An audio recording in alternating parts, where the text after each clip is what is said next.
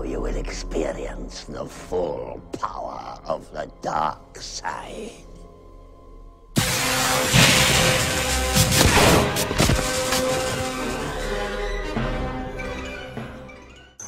Ordinary electrical bolts of kinetic ions,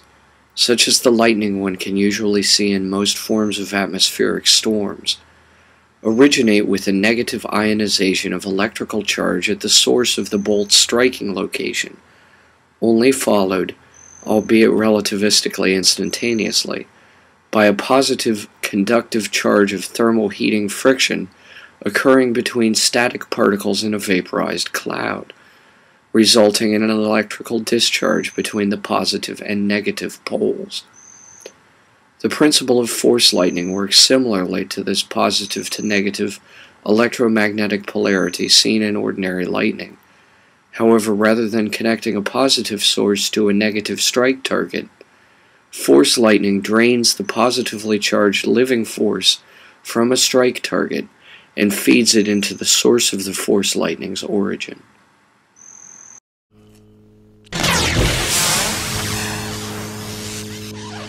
The original proto-sabers designed on Tython are not thought to have been meant as a foil to counter what has come to be commonly called Sith lightning. However, the frozen blaster technology of lightsabers does serve to conduct into a grounded circuit the electrical discharge of force or Sith lightning. When the source of the lightning does not desist, a lightsaber can deflect their lightning back at its source and form a superconductive loop, feeding off the life force of the force lightning's source. Of course, anyone unarmed with a lightsaber, and thus unable to defend against a full frontal attack by force lightning discharge, can be said to have stepped in deep poo-doo, and will likely end up being turned into a puddle of orange goo.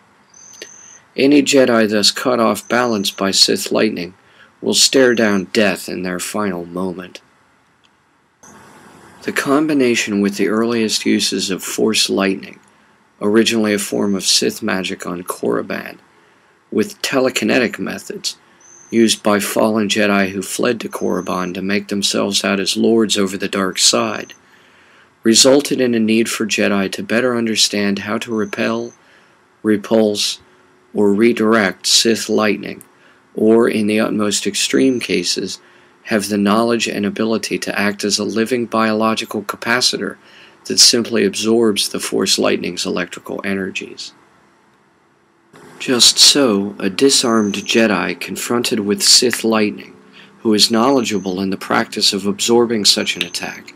can create a force field of pressurized energy telekinetically that can expand and break the connection of the lightning.